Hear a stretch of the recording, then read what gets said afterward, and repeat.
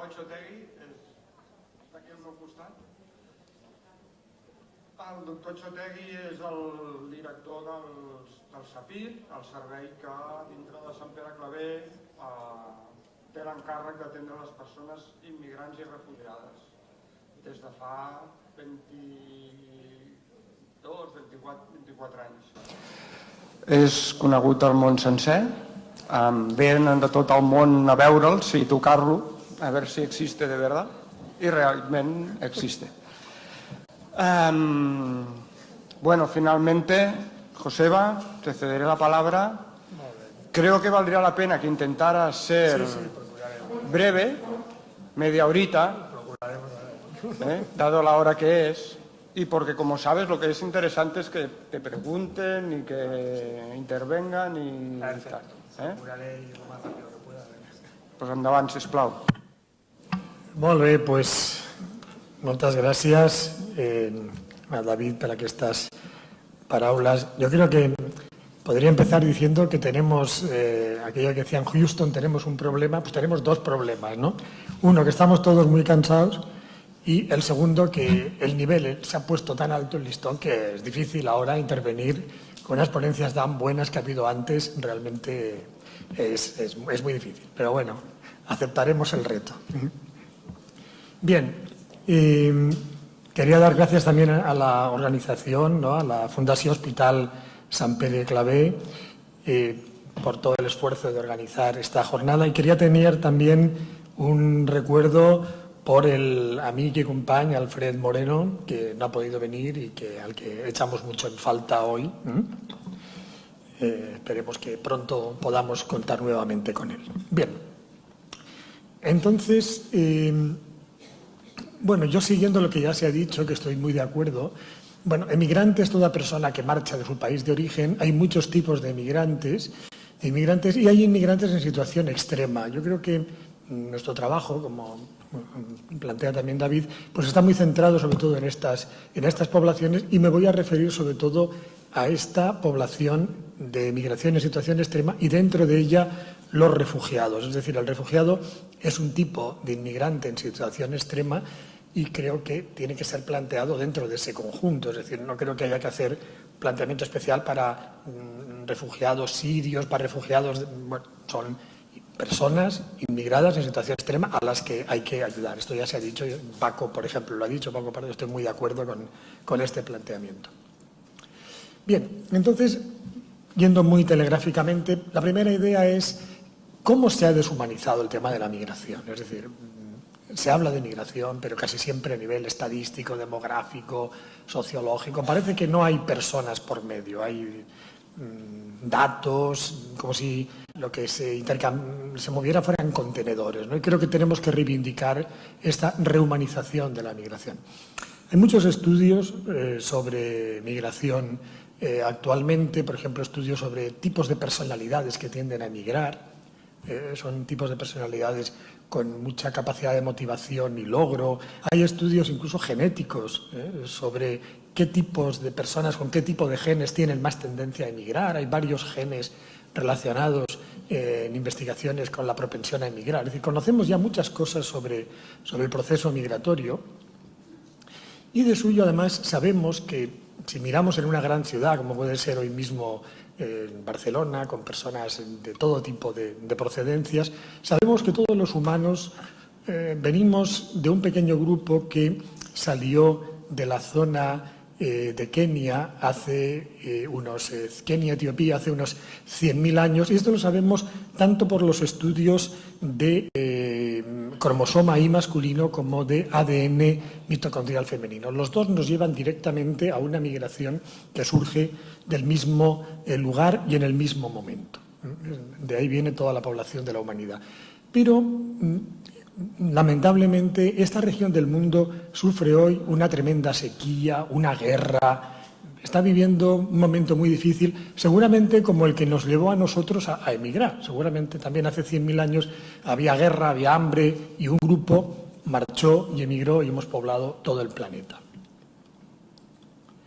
Pero hoy en día no se puede salir de esa región del mundo. El mayor campo de refugiados del mundo está ahí. 300.000 personas en el campo de Dadaab, no pueden salir de esa zona. Nosotros marchamos un día y hemos generado civilizaciones extraordinarias, hemos vivido una historia llena de creatividad, de elementos difíciles, momentos difíciles, pero también hemos hecho muchísimas cosas.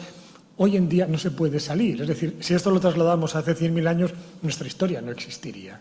Entonces, creo que es importante tener en cuenta también esta realidad. Porque hoy el mundo está lleno de muros, está lleno de barreras, todos los días aparece un nuevo muro, un nuevo país que pone barreras al movimiento humano. Y como decía Goytisolo, los humanos no tenemos raíces como las plantas, sino tenemos pies. Y los pies invitan al movimiento, a buscar nuevos horizontes. La propia historia de la humanidad es una historia con referentes de grandes emigrantes, como Moisés, como Abraham. Este es el viaje de Abraham. Un poco la historia de la humanidad es una historia de personas desplazándose, generando nuevos asentamientos. Todo eso hoy en día está tremendamente cerrado, es muy difícil, porque el mundo está lleno de muros. Y esta es la situación concretamente pues, de los refugiados, ¿no? Que son unos inmigrantes más que viven situaciones extremas. Nosotros hemos trabajado, como decía David, hace mucho tiempo en atención en salud mental a los inmigrantes. Ya en los años 80 teníamos un grupo de investigación en la Fundación Vidal y Barraquer. De ahí salió este primer libro que se editó en España sobre migraciones y salud mental, y el síndrome de Ulises sale 20 años después, 30 años después, comparando las dos situaciones, cómo han empeorado las condiciones de vida de los inmigrantes, que ya son auténticas odiseas, como luego comentaremos. Son imágenes de la España de los 60, grandes movimientos migratorios, finales del franquismo, dentro de la península, hacia Europa, hacia América. Aquí tenemos una despedida de migrantes en el puerto de Bilbao, de donde yo procedo. Yo mismo he ido a despedir parientes míos que marchaban a América. Después, cuando España entra en la Unión Europea, se produce un desarrollismo y esto lleva a que empiecen a llegar inmigrantes aquí y empiezan a llegar cada vez en circunstancias peores, y estas son imágenes de este viaje migratorio que todos conocemos, que muchas veces acaba así, acaba en un auténtico drama. Y en todo caso, como decía Lotero Espresso, pues este naufragio simboliza también todo el naufragio personal de millones de personas que no pueden salir adelante en su proyecto migratorio. Todos conocéis estas imágenes. Europa está lleno de soldados en las fronteras, parece la Europa del 39. Y claro, no es lo mismo emigrar en barco que emigrar en patera. No es lo mismo emigrar con un proyecto, con posibilidad de salir adelante, que emigrar asustado, inseguro, indefenso, solo.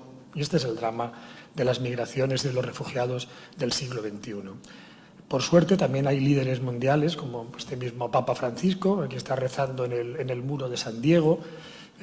Hay situaciones de esperanza. El alcalde de Londres se llama el señor Khan, y en Londres dicen yes we can, ¿no? Yes we can, porque hay un alcalde pakistaní en Londres. También hay cosas en el mundo que van cambiando y van adelante. O hay líderes como Chávez en California, que han luchado por los derechos de los inmigrantes, pero muchas imágenes de la migración actual nos recuerdan casi las imágenes de la esclavitud. No son muy diferentes estas imágenes tomadas en Melilla, el tráfico de esclavos, ¿no? Es que parecen lo mismo, ¿no? En color, ¿no? Parecen color a la imagen de hace unos siglos. Pero el mundo ha seguido girando, hemos entrado en una tremenda crisis, y ahora también hay centenares de miles de compañeros nuestros, de catalanes, de españoles, que están emigrando en dificilísimas condiciones. Aquí tenemos a Alberto y Armando, que estaban sin trabajo, cogieron el coche, se plantaron en Ginebra, al lado del surtidor ese del lago Lehmann, y a buscar trabajo. Esto pasa por hay españoles por todo el mundo, en México, en Brasil. Es decir, cuando hablamos de todo este problema de la dificultad en la migración, no es un tema de africanos, es un tema de todos. Ya. Todas las fronteras están cada vez más cerradas y cada vez hay más dificultades. Yo diría que hay tres grandes diferencias entre las migraciones de hoy y las que nosotros mismos estudiábamos hace 20 o 30 años. En primer lugar, unas rupturas familiares tremendas. Es decir, hoy emigran hombres, mujeres, incluso niños, pero emigran solos. Antes se emigraba en familia, ahora cada vez hay más leyes que lo impiden. Hay una exclusión social estructural. para millones de personas y además emigrar es un delito. Esto es una novedad en la historia, novedad dramática, pero es una novedad. Cada vez es una situación más delictiva el moverse por nuestro propio planeta.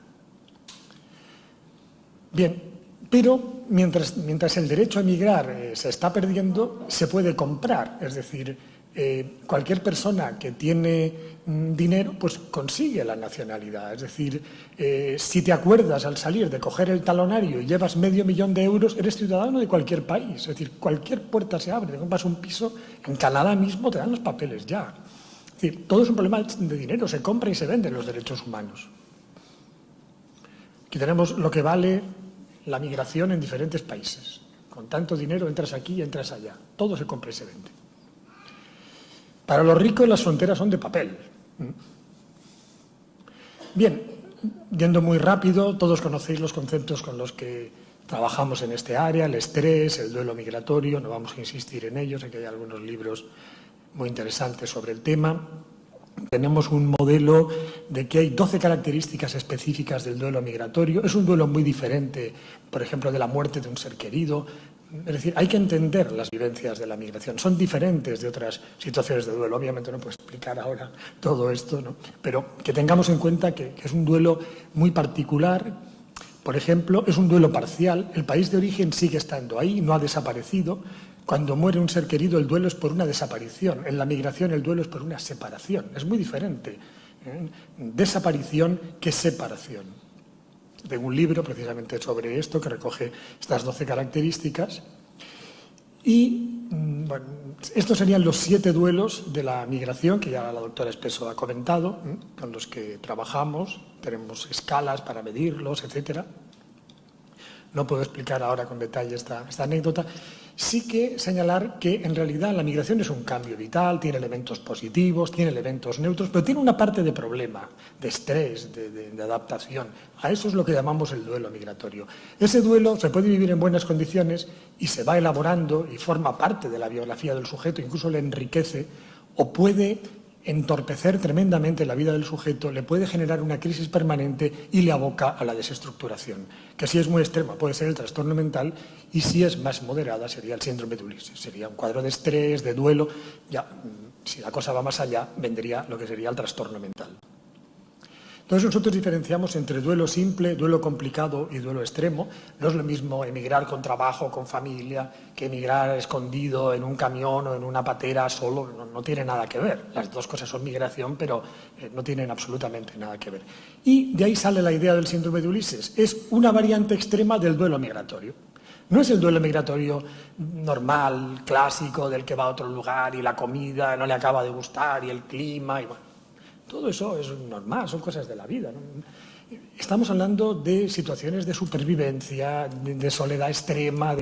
Entonces, el duelo extremo es un duelo que no puede ser elaborado, que genera una situación de crisis permanente, pero no es lo mismo duelo extremo que duelo patológico.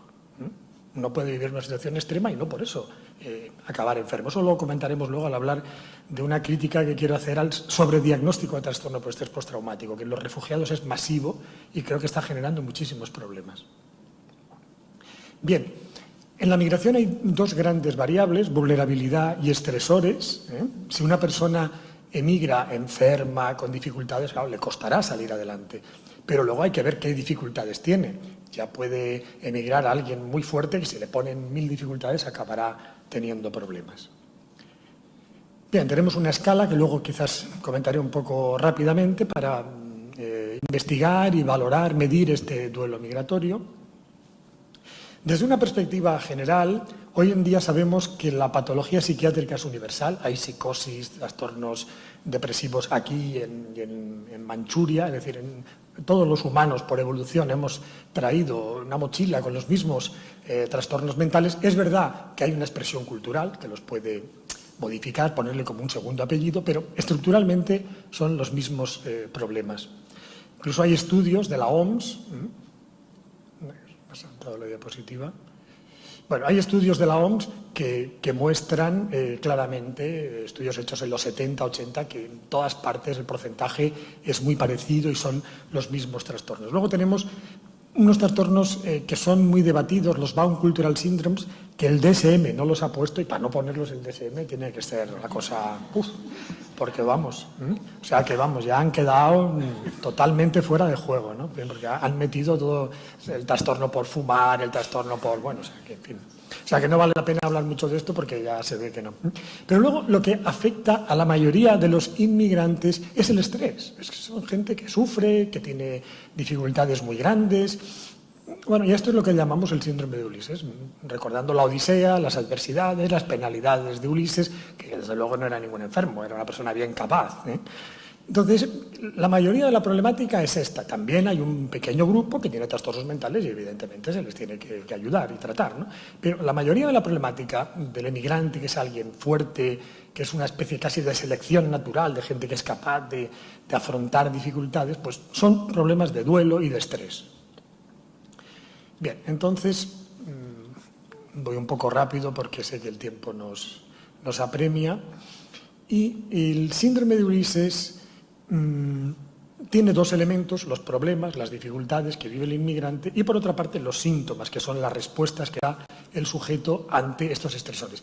El primer estresor, la soledad forzada. Nosotros tenemos grupos con mujeres bolivianas que nos dicen todo por los hijos, pero sin los hijos. Esos hijos ya ni se acuerdan. Estamos matándonos a trabajar, privándonos, y esos hijos llevamos años sin verlos. En España se tarda 8 años en la reagrupación familiar. Es toda la infancia, es la infancia robada. Entonces, son vidas destrozadas. Y cuando llegan aquí, sudamos tinta con unos niños enfadados. Bueno, podría explicar muchísimas anécdotas, y los compañeros también, sobre todo esto. Lo que nos estamos perdiendo, si no estás allá, cuando un niño crece, eso no vuelve, ¿no? Tengo el cuerpo aquí, la mente allá, decía una mujer. El locutorio, qué lugar tan extraño. Parece que estás tocando y no hay nada, es un plasma. Aquí se comunica gente en el muro entre México y Estados Unidos. Y esto es muy importante psicológicamente porque afecta al apego, que es un instinto fundamental en toda la psicología de hoy. Es un concepto de Wolby que procede del psicoanálisis y que ha sido aceptado por toda la psicología. Entonces, el apego está roto para millones de personas. Un ser humano no puede vivir sin vínculos y sin apego. Sabemos que hay estos tipos de apego que Cyrulnik explicaba muy bien esta mañana. Pero fijaros que muchos ayuntamientos, por ejemplo, están impidiendo la reagrupación familiar por motivos tan variados como el incivismo, ¿no? O sea, es que estar con la familia no es un mérito, es un derecho, ¿eh? Y además ese señor bebe seguramente porque no está con su familia. Si estuviera con su familia, con sus hijos, tendría menos tendencia a beber seguramente, ¿no? Entonces, estamos en una situación muy deshumanizada, como decía al principio. Esta es una imagen de una familia que llega a Estados Unidos en los años 20, pero llegan juntos. Esto es de museo. Esto ya no se ve prácticamente. El papá y la mamá, cada uno con un niño en la mano. La propia literatura nos ha descrito que se emigraba en familia, las uvas de la ira, las caravanas que iban al oeste, que hemos visto en 1000 películas, iban los Johnson, los Wilson, todos allá juntos, ¿no? Eso les daba fuerza para aguantar tantas penalidades. Y con la crisis muchas familias se han vuelto a desagrupar, porque no hay dinero para estar aquí. Se ha añadido un nuevo drama, familias que habían podido reagruparse. Pero el problema no solo está en los que vienen aquí. ¿Qué pasa con esos niños que quedan por todo el mundo? Este es un pueblo de Ecuador que se llama Chunchi, en el que se han suicidado 62 niños. Incluso si vemos esta foto de los niños de Chunchi, estos niños parecen viejos. Lo normal es que un niño de grupos de esa edad vaya haciendo el tonto, no haya manera de hacerles una foto porque van saltando. Parecen ancianos. ¿Qué infancia están viviendo estos niños? Sus padres están aquí, en Estados Unidos. Bueno, tengo un blog en el Diario Público, si a alguien le interesa, pues hay muchos artículos sobre esto, explicando casos, etcétera. No puedo ahora detenerme. Se describe, por ejemplo, el caso de un niño de 12 años que tras estar 8 años separado de la madre y al volver a vivir con ella y ver que tenía una nueva pareja, escribió en todas las paredes de la casa: mamá, es usted una puta, con el usted. Se lo puso en toda la casa, del enfado que tenía, de otra frustración. No, ¿tienen los inmigrantes derecho a la vida familiar? Pues lamentablemente nos tenemos que hacer esta pregunta. Fijaros que Western Union, una de las empresas de envío de divisas de los inmigrantes a sus familias, tiene en el mundo 5 veces más sucursales que McDonald's, Starbucks. Y ese dinero además es un dinero para el desarrollo, porque ese sí que va directamente al bolsillo de aquel que quiere tener un pequeño negocio. Eso sí que es realmente una ayuda. porque el que va por las vías estas, bueno, lo que llega, todos sabemos qué pasa. Por tanto, el inmigrante está ayudando también al desarrollo de sus países. Tanto hablamos que hay que desarrollar, pues ya lo están haciendo, ¿no? ¿Por qué no lo regulamos, lo apoyamos, ¿no? Es la mejor ayuda. Bueno, evidentemente, otros estresores de esta población en situación extrema, la ausencia de oportunidades, la lucha por la supervivencia, todos conocemos estas imágenes, y el miedo, el terror de las nuevas migraciones. Esta es una patera que venía de África hacia Canarias, se pasó y acabó en Venezuela, cruzó todo el Atlántico. Llegaron todos carbonizados a América. Es una imagen de qué cosas están viviendo hoy en día. En el Mediterráneo tenemos cifras de muertos propias de una guerra. Los partes son prácticamente todos los días, hay decenas o a veces cientos, ¿no? Bien, todos conocéis estas imágenes porque son de todo el mundo. Es que esto no pasa aquí. Nosotros vamos a California con programas de investigación. Es lo mismo. En Asia, en Japón, tenemos asociaciones de síndrome de Ulises, nos explican lo mismo. Es decir, la globalización realmente ha afectado también a esto al mismo nivel a todo el mundo. Aquí tenemos refugiados sirios. Este es un hombre butaca detenido en la frontera México-Estados Unidos. La gente hace lo que sea para ver a sus hijos. Este instinto del apego supera cualquier barrera. Bueno, tenemos imágenes aquí de migrantes. Y, claro, la seguridad es la segunda necesidad básica de un ser humano. La pirámide de Maslow, clásica también en psicología. Millones de personas no tienen seguridad, viven indefensas, asustadas, inseguras. Esto afecta a la salud mental. Evidentemente, en la mayoría de los casos no hasta el trastorno, pero sí hacia una situación de duelo, de tensión permanente. Bien, aquí tenemos el caso. La policía aprovecha que una ecuatoriana denuncia maltrato para expulsarle. Hombre, claro, no puedes hacer nada. O sea, estás en un círculo vicioso de indefensión permanente. Esto es un recorte de hace unos años y tengo que decir que ahora ha mejorado esto, que ahora hay más control. Por suerte, hay que agradecer que las autoridades están arreglando esto. Hay que decirlo, que es una foto de hace unos años. Pero bueno, seguramente habrá personas que viven muy asustadas todo esto. Pero estos estresores, además, se potencian entre ellos al ser múltiple, son crónicos, es decir, se viven durante muchísimo tiempo, no los controlan, en psicología sabemos que controlar el estresor es fundamental, son de gran relevancia, no tienen redes de apoyo social, es decir, no es solo el estrés aculturativo, aquel de que a mí la comida de aquí no me acaba, no, es que es un estrés de supervivencia. Y por si las cosas no estuvieran suficientemente mal, muchas veces venimos nosotros y lo estropeamos todavía más. ¿Por qué? Porque muchos profesionales no tienen ningún interés por estos temas. Dicen, pues que se aguanten, pues que no vengan, pues... Y luego es muy fácil confundir estos cuadros de estrés con enfermedades. Y medicalizamos, psiquiatrizamos el estrés y el duelo y nos convertimos en un nuevo estresor, haciendo tratamientos inadecuados que suponen un gasto, además, sanitario importante, inadecuado. Este problema se da, como digo, en todo el mundo, que tenemos imágenes, y mientras tanto en Europa la población cada vez está más envejecida. Faltan jóvenes, pero las fronteras están prácticamente cerradas. En Europa se gasta más en pañales para viejos que para niños.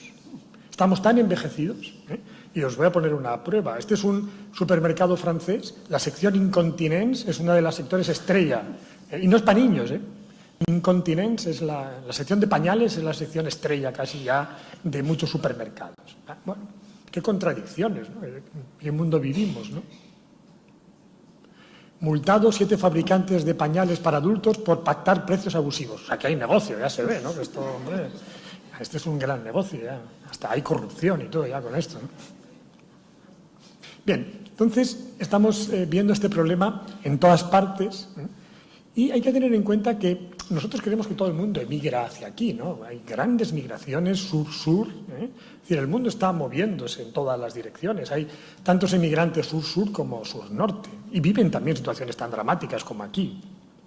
Tenemos que tener una visión más globalizada. Este es un tren que cruza México, la Bestia, donde se cometen todo tipo de brutalidades con los inmigrantes, hasta el punto, muchas mujeres que llegan embarazadas han sido violadas, hasta el punto de que ya todas las mujeres que parten en esta ruta migratoria llevan un anticonceptivo obligatorio. El Depo-Provera forma parte del kit de viaje. Hay que llevar eso, porque el riesgo es tremendo. Y esto se ha degradado en muy pocos años. Bien, Voy un poco rápido para dar la idea global, que creo que es lo que más interesa, más que centrarme en cada detalle. Claro, con todos estos estresores, pues claro, cualquier persona se encontraría mal. Como no sea Superman, pues es que es normal que estés fastidiado, ¿no? El estrés afecta a todos los órganos del cuerpo, a nivel de salud mental, pues afecta profundamente. Entonces, la sintomatología del síndrome de Ulises, pues bueno, son síntomas del área depresiva, tristeza, llanto, pero no hay los síntomas estructurales de la depresión, apatía, ideas de muerte. Al contrario, son gente proactiva, llena de proyectos, pero están tristes pues porque están fastidiados. Por ejemplo, el llanto, ¿no? Pues lloran, pero hay investigaciones como esta, por ejemplo, del Acta Psiquiátrica Escandinava, que dice el llanto no se relaciona con la depresión. Al contrario, el enfermo depresivo frecuentemente expresa que no puede llorar, porque el llanto es una conducta activa dirigida a un fin. El depresivo ya no tiene objetivos y por eso no llora. Ha renunciado a toda esperanza. Los niños abandonados, al cabo de un tiempo, ya no lloran. ¿Para qué? Si nadie te va a hacer caso, ¿para qué vas a gastar energía? Sí que llora, sí que llora, sí. El diálogo aquí con el público es muy intenso. Síntomas del área de la ansiedad, tensión, nerviosismo, pues es evidente que es para estar nervioso, ¿no? Si no es que no te estás enterando de lo que te pasa. Irritabilidad, síntomas del área de la somatización, como decía la doctora Espeso, insomnio, cefaleas, hasta tal punto es así que le hemos puesto el nombre de inmigraña, migraña del inmigrante, porque curiosamente migración y migraña tienen la misma raíz, que es curioso, ¿no? Se ve que siempre se ha asociado emigrar con que te duela la cabeza, ¿no? Y para escribir menos ponemos inmigraña y ya vamos más rápido. Bien, curiosamente la Coca-Cola surge como antimigrañoso. Curiosamente en las migraciones del oeste se utilizaba, mirando, y era un antimigrañoso para los emigrantes que iban hacia el oeste. La cefalea se halla vinculada a la agresividad reprimida, al intento de no pensar en los problemas que aquejan, la teoría de Pierre Marty. Es decir, están expresando una tensión, un sufrimiento psíquico. Evidentemente hay que hacer una buena evaluación porque puede haber también un trastorno neurológico en un caso bueno, pero la mayoría, si se evalúan bien, se ve que no tienen ninguna afectación neurológica. Bien, síntomas del área confusional, podemos relacionarlos pues con el incremento de cortisol, si queremos hacer un planteamiento más biológico, o a nivel psicoanalítico, la defensa de la fragmentación. Ante una situación tan dramática, mejor no pensar en nada, ¿no? Pero luego, claro, entras en un caos. Y después es muy importante tener en cuenta la cultura de la persona, la cosmovisión que tiene. Muchas veces el inmigrante dice que lo que le pasa tiene que ver con la magia, con la brujería, con el mal de ojo. Bueno, es muy importante. Si no respetamos a la otra persona, ¿cómo le vamos a ayudar? Lo primero es respetarle, ¿no? Eso es evidente, ¿no? Pero de todas maneras, como me decía una vez un inmigrante que le preguntaba por el mal de ojo, decía, no se confunda, a mí el mal de ojo no me viene del hechicero, me lo han hecho las leyes que tienen ustedes aquí. No confundamos aquí ahora la cosa, el hechicero, déjele, ¿no? O sea, que diferencian muy bien lo cultural de lo social. Bueno, no os voy a agobiar con datos de investigaciones hechas sobre el síndrome de Ulises. Sale un porcentaje, este es el último estudio de más de 1000 casos que hemos hecho en el SAPIR, nos sale un porcentaje en torno al 15% de las personas que consultan, tanto en servicios de salud mental como en servicios de medicina general, con cuadros de estrés, de duelo, inmigrantes con cuadros de estrés, de duelo intenso, que no deberían pasar a la categoría de trastorno mental, ni tampoco debería decirse que no les pasa nada, ¿no? Pues bueno, vamos a llamarle de una manera este sufrimiento, de una manera comprensible. Parece que la imagen de Ulises llega a la gente y además es en positivo, ¿no? Entonces, mejor darle un nombre a este sufrimiento, pero sabiendo que no estamos hablando de un trastorno mental. Hay tesis sobre el síndrome de Ulises que están publicadas en la web de la Red Atenea. Si a alguien le interesa, luego pondremos la dirección de la web. Bien, aquí tenéis algún dato estadístico. Como digo, no voy a entrar en ello porque no tenemos apenas tiempo. Entonces, el diagnóstico diferencial. Esto sí que es importante porque creo que hay una gran psiquiatrización. Esto sí que vale la pena abordarlo con un poco de detalle. Entonces, por ejemplo, el diagnóstico diferencial con el trastorno depresivo. Muchos inmigrantes son diagnosticados, yo iba a decir alegremente, de trastorno depresivo. Entonces, es importante entender que para que haya trastorno depresivo ha de haber apatía. La mayoría de esta gente es proactiva. Le dices, hay un trabajo y salen corriendo, ¿no? no tienen ideas de muerte, están llenos de proyectos con su familia, no tienen el lentecimiento psicomotor, es decir, les faltan los síntomas centrales. Claro, es que el DSM ha puesto una lista de síntomas tan grande que todo el mundo tiene alguno, ¿no? Claro, antes había una clasificación, se decía, estos son los síntomas, los 2 o 3 centrales, luego los... No, pero ahora hemos puesto una lista tan enorme de síntomas que ¿quién no tiene alguno, no? Entonces, la tristeza es distinta de la tristeza del enfermo mental. La tristeza de la persona estresada es diferente de la que tiene un trastorno mental, una depresión. Se parece más, por ejemplo, a la desolación que describía Ignacio de Loyola, San Ignacio de Loyola. Hay muchas maneras de estar triste. Alguna es la enfermedad mental, pero hay otras muchas que son humanas, que forman parte de la fenomenología del ser humano. Nos salen negativos los Hamilton, las pruebas estándar de psiquiatría. En este libro se habla de que estamos perdiendo la tristeza, todo está pasando a ser enfermedad mental, esto es una gran pérdida, incluso cultural. Baroja decía, a veces siento una tristeza que si no la tuviera sería muy desgraciado, no me quiten la tristeza, me van a hacer desgraciado, ¿no?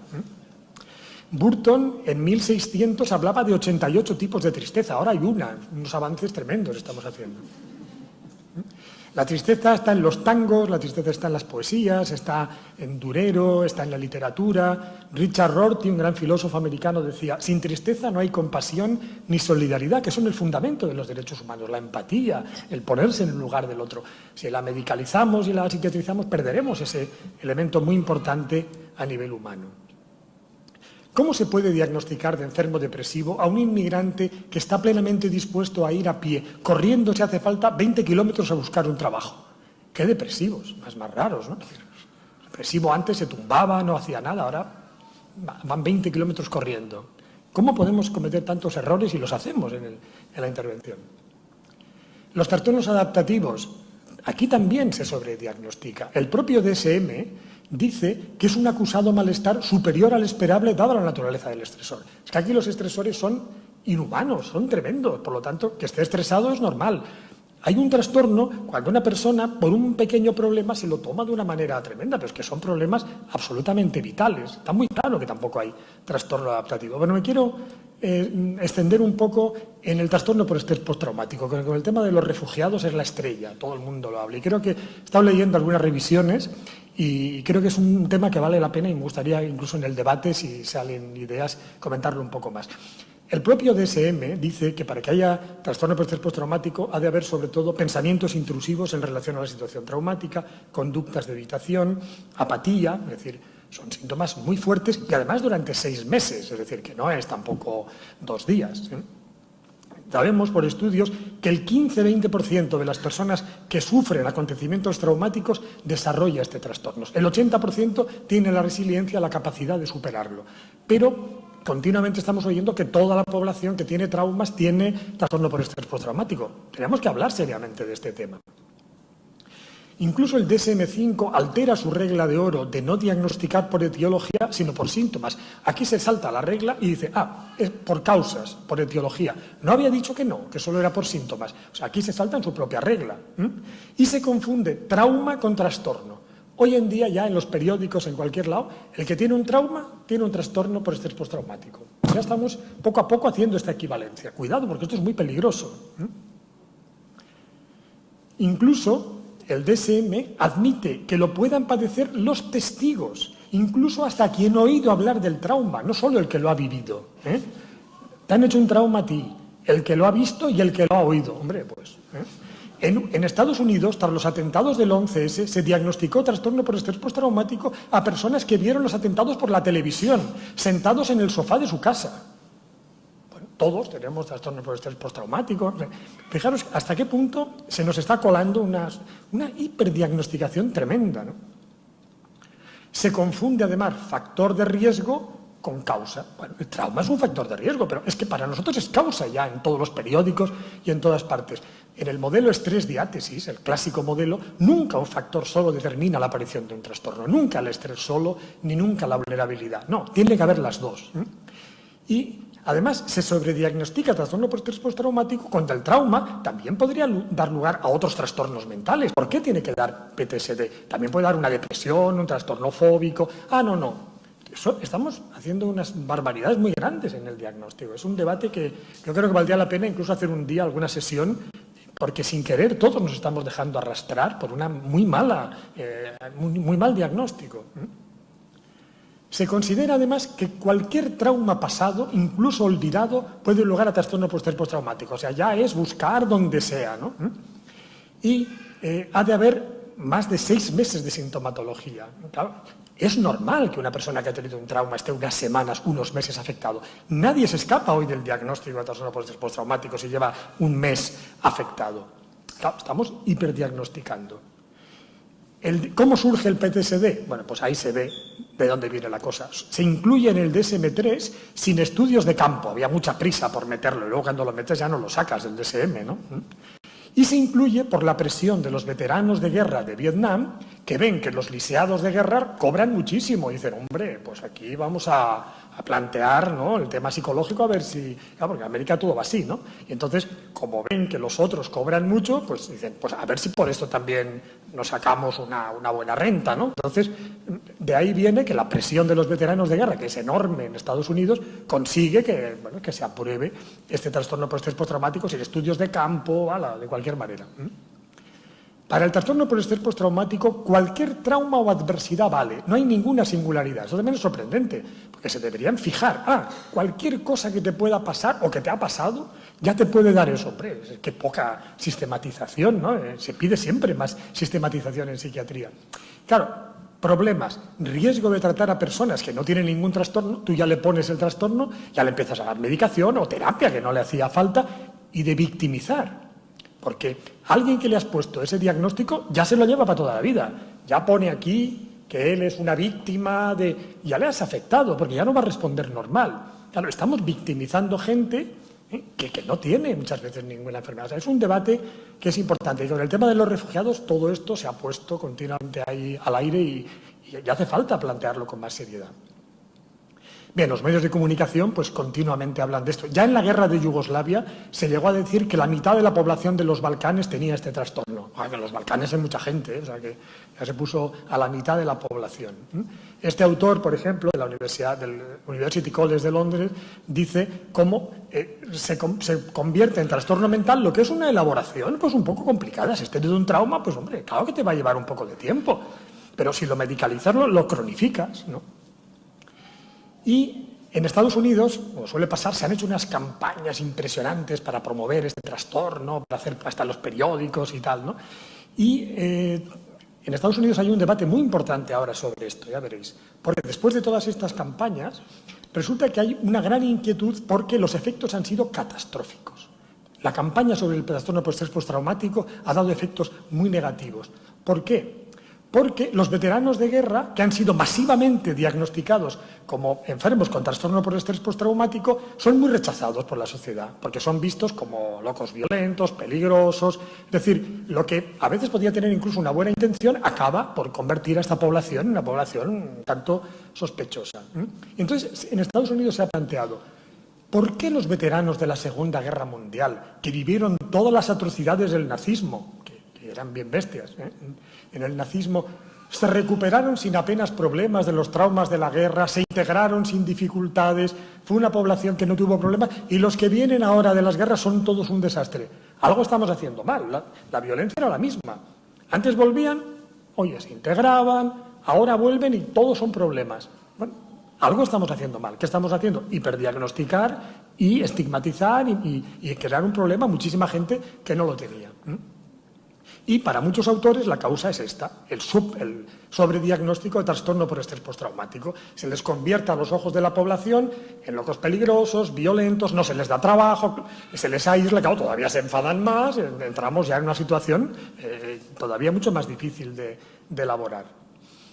Bien, entonces creo que es un debate que es interesante y liga mucho con lo que vemos hoy de la problemática de los refugiados, cómo muchas veces intentando ayudar podemos complicarle la vida a la gente, con buena fe, así les daremos más ayudas, cuidado, pero les puedes estar generando unos problemas que les van a durar mucho tiempo.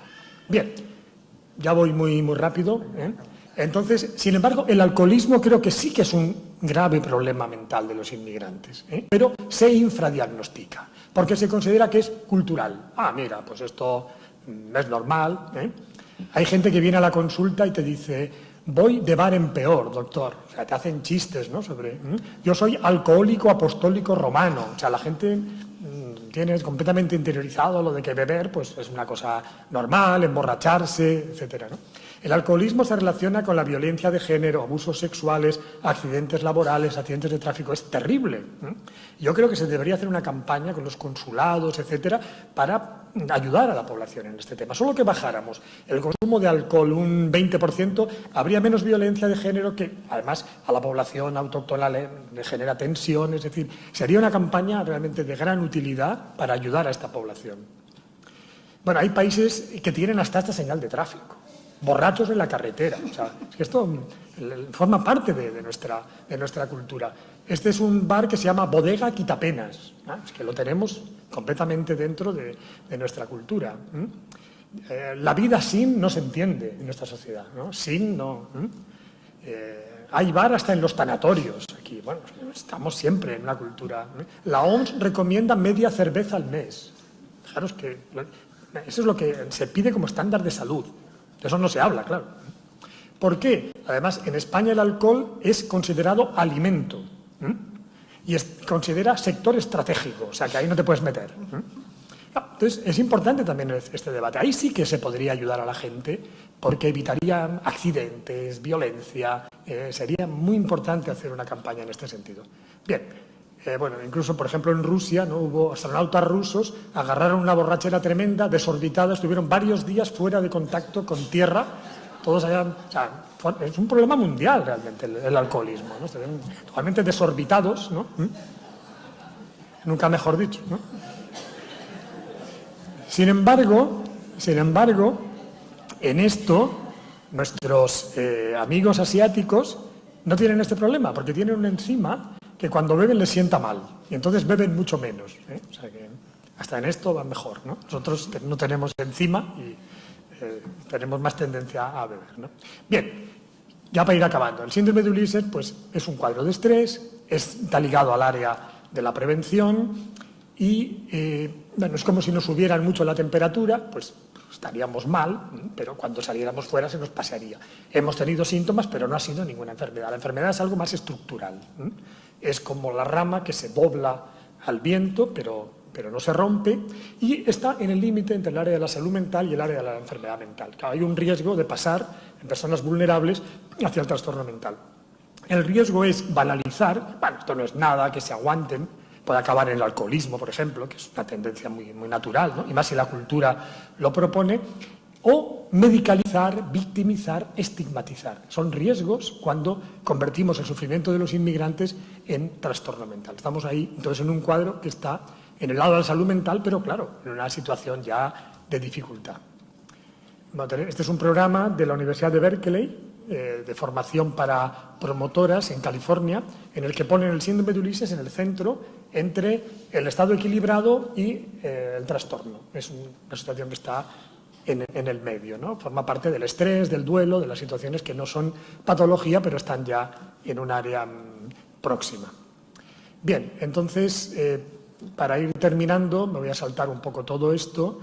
También la escala que tenemos, que si a alguien le interesa, pues ya se la podemos explicar. Una escala que mide la intensidad del estrés y del duelo migratorio. Y quizás pues voy a decir un par de cosas de la intervención.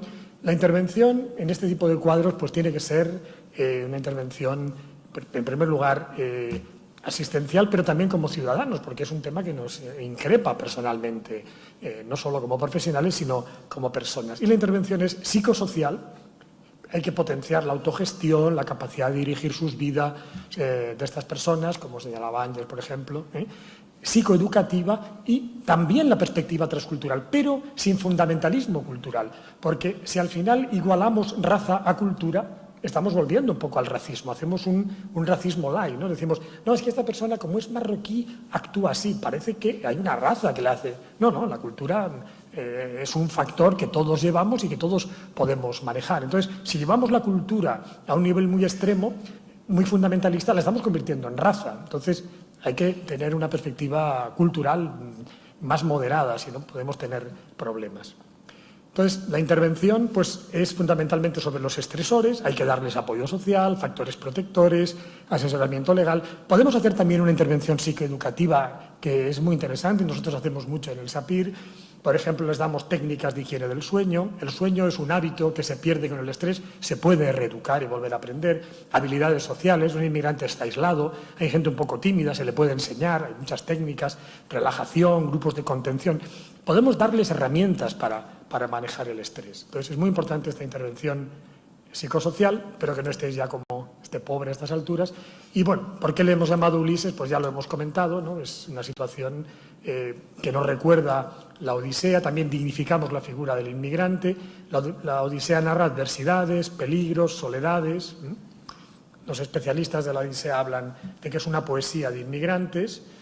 Y este es el viaje de un inmigrante que cruza todo el Sáhara, después llega hasta Argelia, baja hasta el Ayun, cruza Canarias. El viaje de Ulises fue más cortito, fue de Turquía a Grecia. No estamos exagerando cuando decimos que esto también es una odisea. Y como decía también Ángel, pues el tema de mi nombre es nadie, ¿no? Como realmente pues estas personas son nadie y podemos decir que si para sobrevivir se ha de ser nadie, no puede haber identidad, ni autoestima, ni integración social y así no puede haber salud mental. Tenemos que ser alguien en la comunidad para tener salud mental. Simplemente decir que haremos este congreso de Roma. Este es el libro en el que describí el síndrome. Tenemos esta asociación, la Red Atenea. Si a alguien le interesa, pues puede mirar la redatenea.com. Hay muchas publicaciones, tesis, investigaciones de gente de muchos países que estamos trabajando sobre esta temática. Este es el Congreso de Londres del año pasado, este es el de Roma en noviembre. Tenemos esta formación online en salud mental y migración. Y señalar que este es el Hospital de Sant Pere Claver, donde hay que ponerlo, ¿no? Donde hacemos todo este trabajo y que realmente creemos pues, que es importante dar esta ayuda a los inmigrantes. Ulises finalmente se encuentra con su familia y termina bien esta tremenda odisea. Esperamos que también pues, todas estas adversidades y peligros que viven tantos inmigrantes y refugiados en el mundo de hoy también un día acaben bien. Gracias por la atención.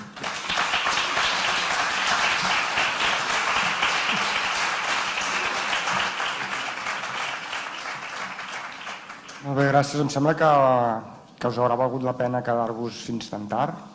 Ara obrirem un torn de paraules. Tenim una estona encara per xerrar amb el Joseba, preguntes o comentaris. Jo potser, Joseba, m'atreviria a que els expliquessis alguna cosa sobre això de la Red Atenea, perquè pels que els coneixem és evident, però potser pot ser interessant per altra gent conèixer. La Red Atenea és una red que sorgeix en el congrés que vam fer el 2010, organitzat també per l'Hospital, per Sant Pere Claver, en congrés de la Asociación Mundial de Psiquiatría. Y bueno, de ahí salió por qué no mantenemos el contacto, por qué no seguimos comunicándonos. Hoy en día es fácil con la tecnología y creamos una red, es muy abierta. La palabra red no es ni siquiera organización, ¿no? Da esta imagen de libertad. Y bueno, se han ido apuntando personas de diferentes países. Vamos haciendo cada año un congreso en Europa, también se hacen en otros países, en América, por ejemplo, y intentamos poner en contacto toda la gente que estamos trabajando con la migración en situación extrema, sean refugiados, sean inmigrantes que viven situaciones muy dramáticas, ¿no? Es decir, si una persona se muere de hambre o se muere por un tiro, se muere igual, ¿no? Es decir, bueno, situaciones extremas, pues nosotros ayudamos a la persona que está en una situación muy difícil. Que sea de Siria o del país de al lado, pues tampoco es lo más importante, ¿no? Lo importante es la persona, ¿no? Entonces esta red pues, nos permite mantener el contacto. Ahora vamos a sacar una revista con las publicaciones de los congresos, una revista que llamaremos International Journal, Migration and Mental Health, from Psychosocial and Psychocomunitarian Perspective, la perspectiva comunitaria, psicosocial, que está poco tenida en cuenta. Se habla mucho de migración, pero a un nivel demasiado culturalista, demasiado psiquiatrizado. Falta hablar más de la perspectiva más psicosocial, más comunitaria, y la revista, a la que estáis todos invitados a participar, pues va a servir para intercambiarnos documentos entre personas que estamos trabajando en todo el mundo con esta problemática.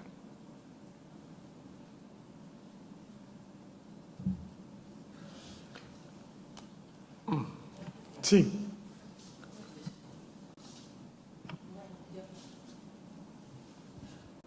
Massa a prop, vale. Jo sobre la sobremedicalització que deies, no?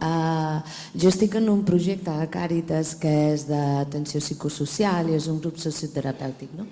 I és que la societat crec que ara mateix el que vol és no patir.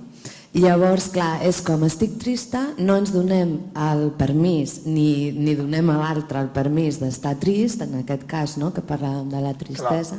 I llavors el més fàcil és que em doni alguna cosa al metge, perquè ho diuen així, no? Diu, jo vaig al metge i que em donin alguna cosa per no sentir-me així, perquè jo no em vull sentir així. Sí. No? I llavors no és tant potser, o sigui, també els professionals, però a nivell social hi hauria d'haver també una consciència, no?, d'això, de que no ens permetem sentir emocions.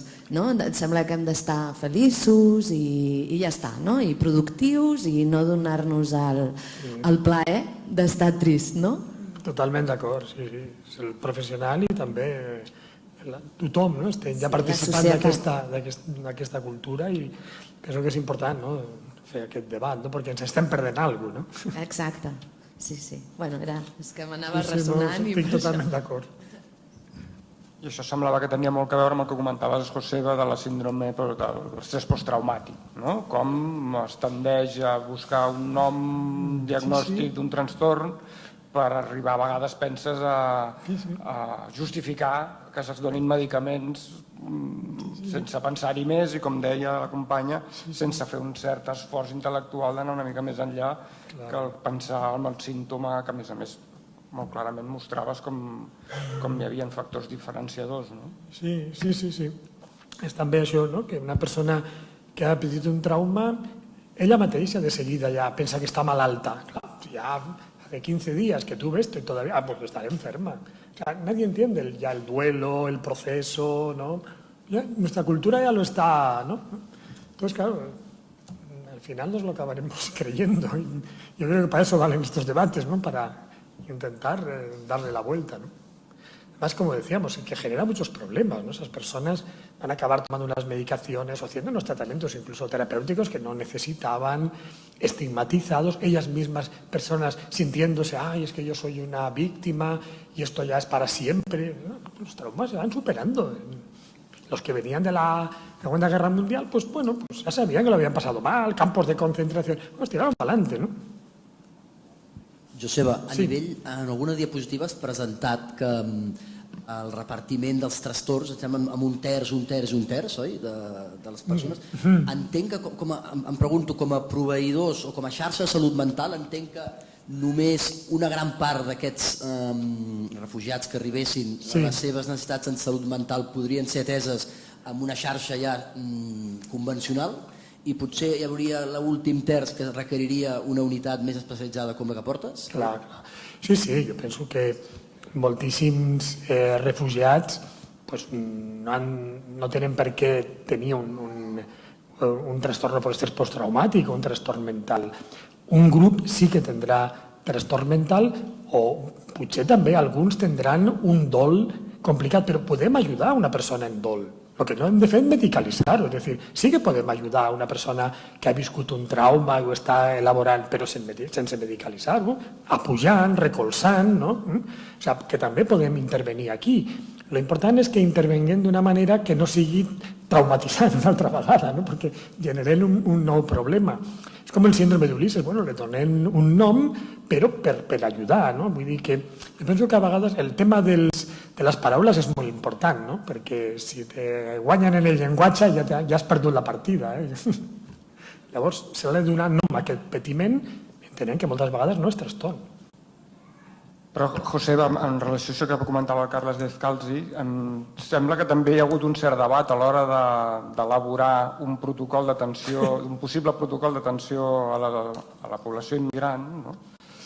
I el debat una mica sobre la taula si caldrà que hi hagin uns equips especialitzats per atendre els trastorns mentals que presentin aquests ciutadans que arriben aquí, o hauria de ser la xarxa de salut mental normalitzada els que els atén, amb la dificultat que té la xarxa de salut mental ja en aquests moments. Yo pienso que este debate es importante, ¿no? Pero yo diría también, que una mujer embarazada es una persona a la que se le va a dar la mejor atención posible, que a un diabético le van a dar la mejor atención posible, no le van a tratar como buenamente puedan. ¿Por qué un inmigrante, un refugiado que tiene problemas, le puede ver cualquier persona que no tiene un poco de formación?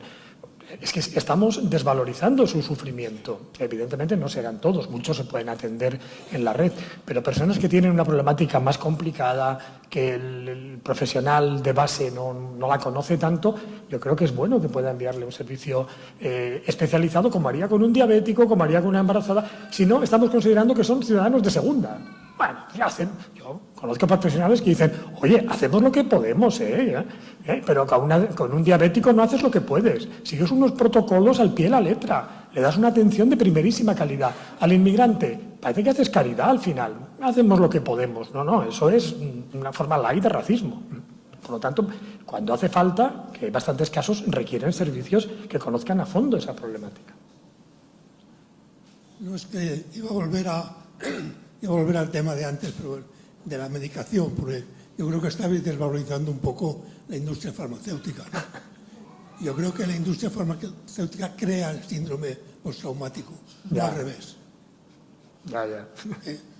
Lo crea. Lo estabais un poco desvalorizando. Lo que decía una compañera, el bienestar que crea la Coca-Cola, tienes que tomar Coca-Cola, ¿no? Es decir, el bienestar que crea, la idea de bienestar creado para que recurras a una medicación, es una idea de bienestar muy distinto al que antes había. Claro. Es decir, que hay un programa puramente de las industrias más importantes y más fuertes del mundo. Bueno, no, es que no te quería hacer una pregunta. Estoy totalmente de acuerdo, sí. Estoy de acuerdo. No, es que muchas veces desvalorizamos, no nos damos cuenta que estamos medicando por presión, influidos por la industria, y nos crean el diagnóstico, nos lo traen ya creado, ¿no? Sí. Ya nos traen en la etiqueta y nosotros nada más que tenemos que firmar la receta. Totalmente de acuerdo, sí. Pero lo que quería preguntarle también es que si en el síndrome de Ulises hay una diferenciación en el inmigrante exilado, perseguido, amenazado de muerte, que tiene que salir o expulsado violentamente o amenazado de muerte, si puede llegar a hacer un síndrome de Ulises un inmigrante con este trastorno persecutorio, no paranoico, sino real, ¿no? Real.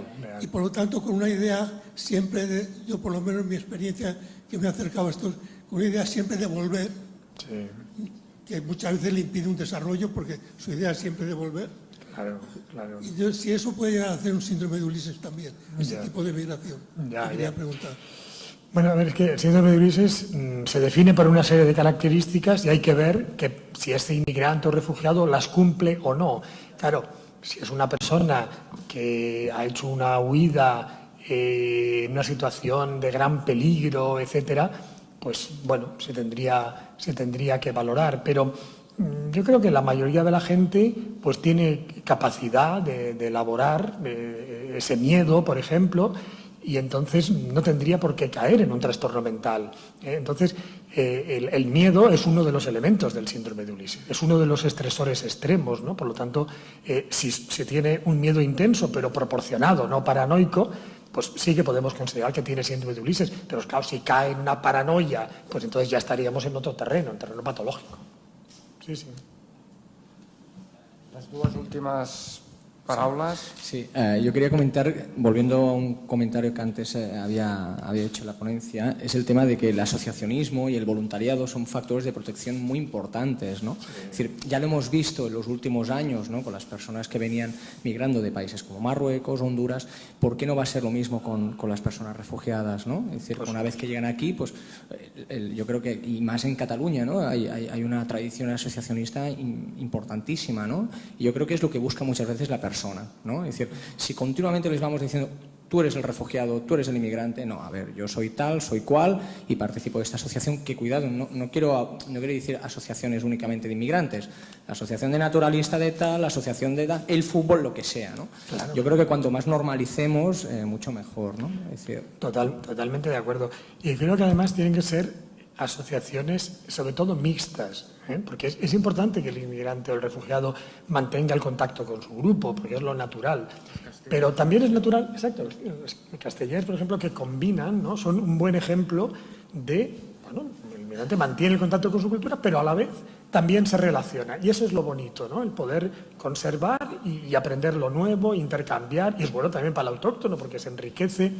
Yo creo que lo que no hay que favorecer mucho es el asociacionismo poco cerrado, ¿no? La asociación de, ¿no? O sea, los españoles en Bruselas, haya un círculo cerrado.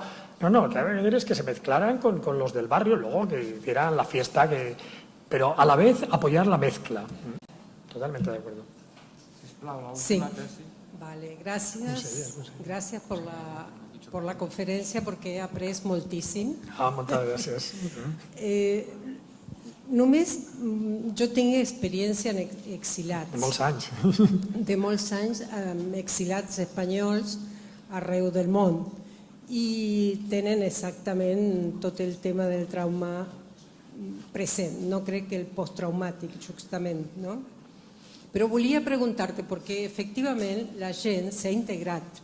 L'associacionisme les ha servit moltíssim. Però a la vegada, aquesta integració va ser silenciada, diguéssim. Se van integrar i van silenciar el passat. No era algo fàcil. Aquest silenci de tot el que s'havia passat es va transmetre als fills. Per tant, una mica la pregunta també en l'experiència vostra amb immigrants de tota mena, diguéssim, és en els fills, el que tu treballaves, com apareixen aquells traumes que no poden parlar-se, que són només com un murmullo, un rumor. Això que la mare està triste, però no, la mare té un mal de cap. O sigui, transformaven el sentiment psíquic, diguéssim, o l'afecte, en una qüestió física. Com està? Perquè és un tema molt interessant també per a les noves generacions. Bueno, penso que això requereix ja una relació més continuada, una transferència, perquè una persona que ha patit molt també té una desconfiança, té una transferència negativa. Moltes vegades l'immigrant o el refugiat se sent molt exclòs i ens veu als autòctonos com que estem a l'altra banda. Jo penso que això és molt important, però fa falta un procés de contacte, de que puguin expressar a poc també la transferència negativa i podem devolver-la d'una forma elaborada, però és evident que quan això surt sí que podem avançar realment en l'elaboració del dol migratori i la persona pot madurar. Em sembla que és un tema molt important. Moltes gràcies, Joseba.